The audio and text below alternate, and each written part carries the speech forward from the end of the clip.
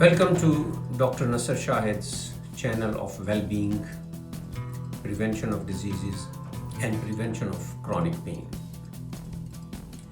We spoke about certain steps if we take in order, it will help us achieve a state of the body that becomes facilitator of achieving the well-being. Remember, the well-being state is actually a mental state. But the physical body can be obstruction, can be a barrier, or it can be a facilitator. Our effort is to make it a facilitator through proper sleep, appropriate food intake, well hydration through water intake, and at the same time mechanically a good body with proper core strengthening, stretching.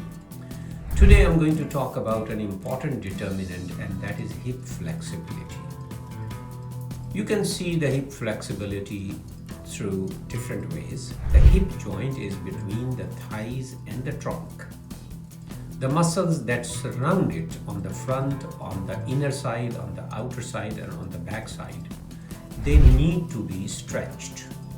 Because of the continuous posture which is sitting, and especially we are driving a lot, and the driving is the most stressful position of sitting, that leads to contraction of certain muscles.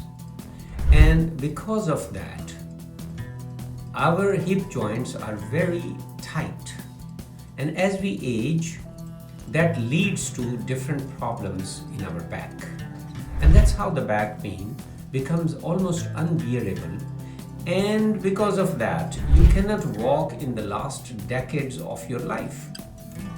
When a person cannot walk in the last few decades, after 1 or 2 decades in 80s, 90s or 100s, lack of ambulation or walking actually leads to many catastrophic things in life.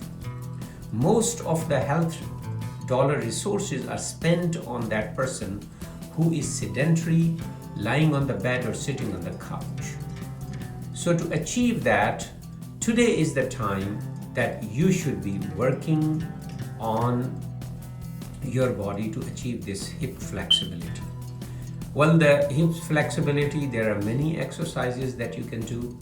So one simple exercise is that you stand up, and when you stand up, you make sure you have holding something and bring your body with your feet, and the heel should be touching your back part. Now remember that your knee is under your shoulder. And if you count this for about 30 seconds and you repeat the other side, similarly you can do it stretching on one side of your legs so that the inner muscles are stretched.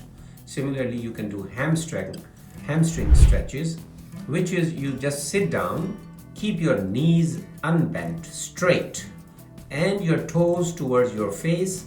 You can have a towel and just pull that towards you and count till 30.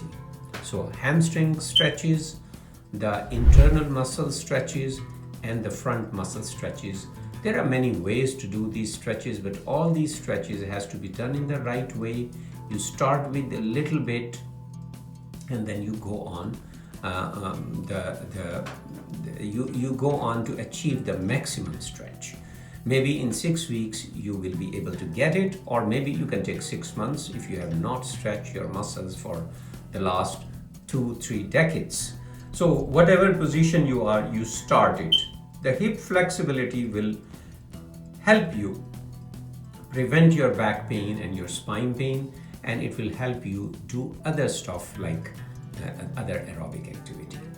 So here I stop the physical determinants. Our next video will be about aerobic activity, which is a very important part of our well-being.